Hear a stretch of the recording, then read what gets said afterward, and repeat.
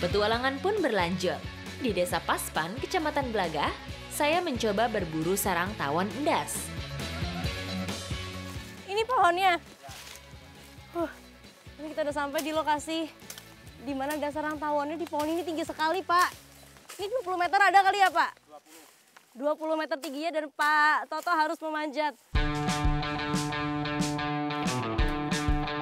Tawon endas merupakan hewan berkoloni yang kerap berpindah tempat untuk membuat sarang. Sarang tawon endas biasanya menggantung di atap rumah ataupun di alam liar seperti pucuk pohon kelapa. Udah mulai, Pak, tak pegangi ya dari bawah. Oke, ini Pak Toto udah mulai naik dan untuk mempermudah kita pakai tangga juga. Karena ini tingginya ternyata 30 meter, bukan 20 meter. Pak, hati-hati, Pak. Berbeda dengan tawon madu, tawon endas bisa menyengat hingga berkali-kali. Tawon yang menyengat selalu tawon betina, karena alat sangat tersebut sekaligus berfungsi sebagai kantung reproduksi untuk bertelur. Oke, ini kita menemukan tawon endas yang dia masih hidup ya, Mas? Tapi sebenarnya udah sedikit lumpuh, jadi saya coba pegang. Aduh, ini serem banget. Dia punya corak sebenarnya warnanya kuning di bagian kaki sama ekor.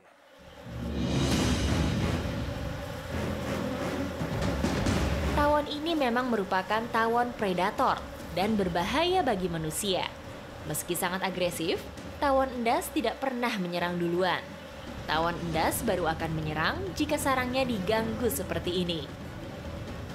Mengingat pohon ini sangat tinggi, kecil kemungkinan tawonnya menyerang hingga ke bawah sini. Saya pun cukup aman berada di bawah pohon.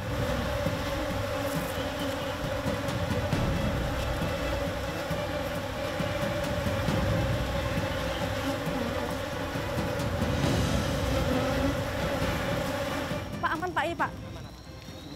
Oh, ini dia sarangnya, tawon endas. Dia sudah mati semua, Pak? Sudah mati, oke. Ini dia penampakan sarang dari tawon endas. Jadi kenapa namanya tawon endas? Karena dia punya bentuk sarangnya ini menyerupai endas, itu bahasa Jawanya dari kepala. Di daerah sini ternyata bukan hanya ada satu, tapi ada dua sarang tawon sekaligus. Saya pun segera bergeser ke sarang tawon berikutnya yang lokasinya tidak begitu jauh. Ini nih pohonnya, pohon kelapa. Nggak setinggi yang tadi, tapi masih tinggi juga, 15 meter tingginya. Jadi ternyata tawon ini justru lebih mematikan dari tawon endas. Cuman karena disemprot pakai ramuan ini, pinjam ya, Pak. Dia akan mati langsung di sarangnya.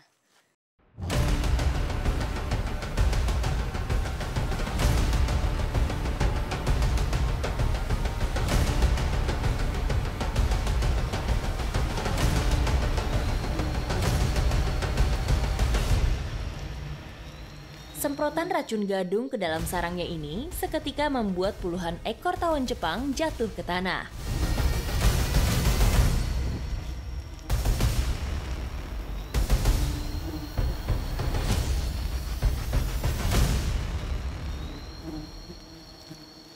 Udah aman, Pak? Aman. Oke. Wah, ini banyak sekali berjatuhan. Ini dia. Tawon penyengat Jepang. Ini sangat-sangat berbahaya, berbeda dengan tawon endas. Dari warnanya nih, kuningnya lebih menyebar di area kepala, badan dan juga ekor juga.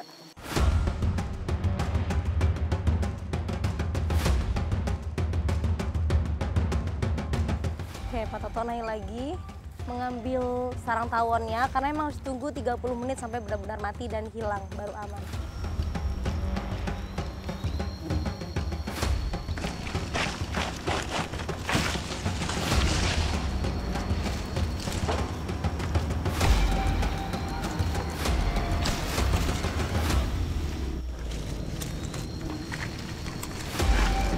Jatuh.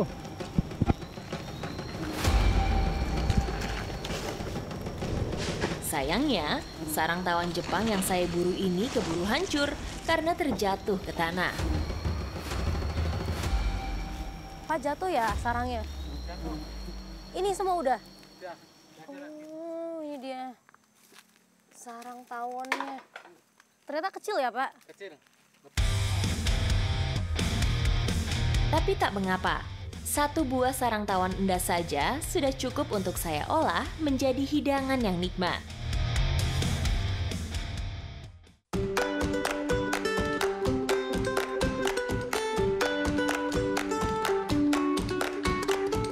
Nah, menu masakan hari ini adalah uyah asem tawon dengan umbi gadung kukus.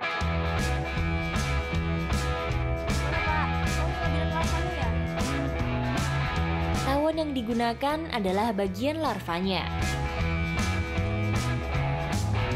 Pak, ini bisa dimakan mentah, Pak? Ya. Beneran? Coba Pak Toto dulu dong. Ya. Coba, Pak. Coba dulu dong, baru saya coba. Oh, saya ditawarin Bapak nggak nyoba. Gimana? Enak? Manis. Manis? Ya. Oke, aduh dia masih bergerak-gerak tuh, lihat. Tapi saya penasaran. Coba ya. Semua Pak dimakan ya? Iya.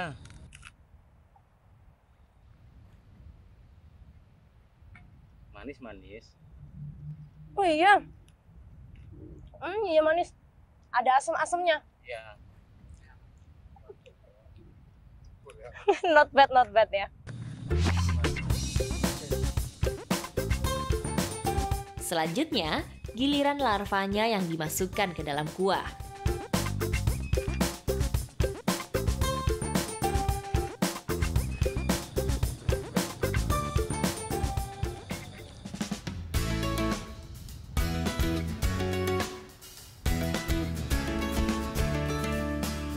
Tak disangka, ternyata hidangan unik ini rasanya cukup lezat.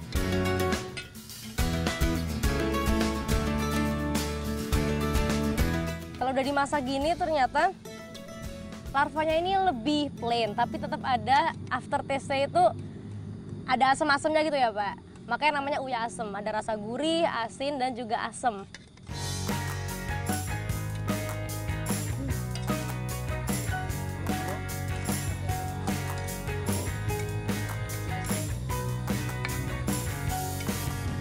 Siapa sangka larva tawon dan umbi gadung yang biasa dianggap momok sebagian orang bisa diolah menjadi kuliner yang lezat seperti yang saya coba ini di Desa Pasman, Gelaga, Banyuwangi. Ikuti jejak saya, jejak Petualang.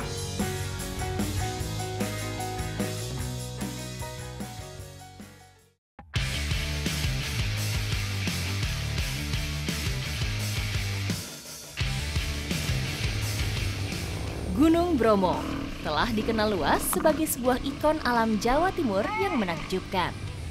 Namun bukan hanya itu, di lerengnya yang terjal ternyata menyimpan tantangan yang menarik bagi para penggemar petualangan. Kali ini saya sudah bersama dengan teman-teman komunitas NAT, Ngawu Adventure Trail, akan menguji adrenalin dan tentunya akan mengeksplor wilayah Bromo dengan cara yang berbeda. Udah siap semua? Ikuti jejak saya, jejak Petualang. Let's go! Woo! Jalur-jalur motor trail di lereng Gunung Bromo menawarkan tantangan yang beragam. Mulai dari jalur yang berliku dan berbatu, hingga jalur yang diselimuti kabut tebal. Di titik ini ternyata obstacle-nya susah banget, bisa dilihat ini kan, kabutnya tebel banget. Dan itu yang menyulitkan untuk jarak pandang kita melihat lebih jauh lagi. Ditambah gerimis juga nih. Tapi sebenarnya itu tanda yang bagus. Kalau udah gerimis seperti ini, nanti lama-kelamaan kabutnya menghilang. Justru juga semakin menantang ya. Masih semangat toh? Seru ya? Oke, lanjut lagi.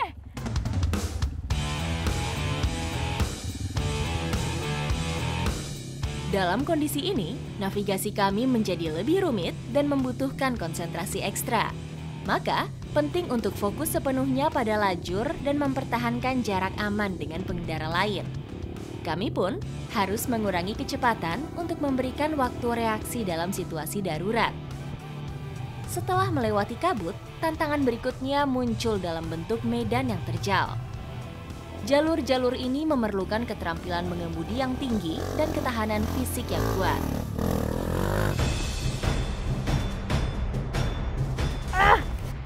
Mas, tolong Mas, ini berat banget. Aduh. bocor ya bensinnya. Mas aman ya nih?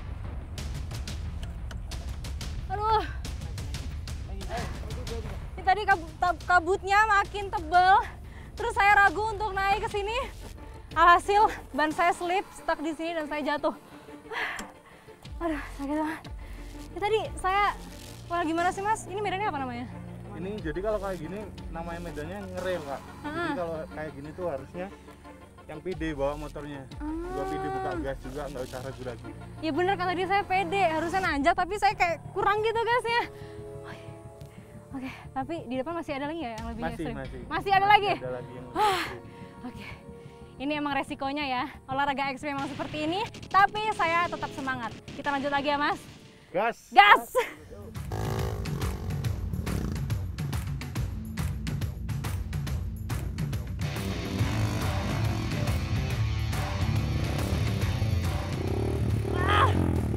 Di sini ban saya nyangkut. Kalau seperti ini saya harus pinter-pinter mainin kopling sama gasnya yang mantap.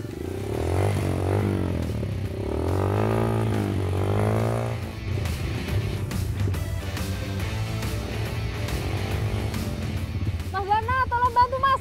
Dalam banget ini stucknya. Ih, hampir full ya. Bannya hampir ketutup. Tinggi banget ini Mas.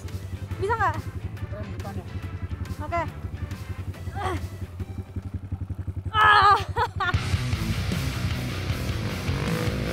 Dengan koordinasi dan kerjasama tim yang efisien, kami pun mampu melalui medan yang terbilang sulit. Apalagi bagi saya yang terbilang masih pemula dalam mengendarai motor trail. Nah inilah pentingnya kerjasama tim saat melakukan kegiatan ekstrim seperti ini. Jika ada kendala semuanya saling bantu. Meskipun menghadapi medan yang sulit, dengan kewaspadaan dan persiapan yang matang, petualangan motor trail kali ini dapat saya nikmati dengan aman dan penuh keseruan.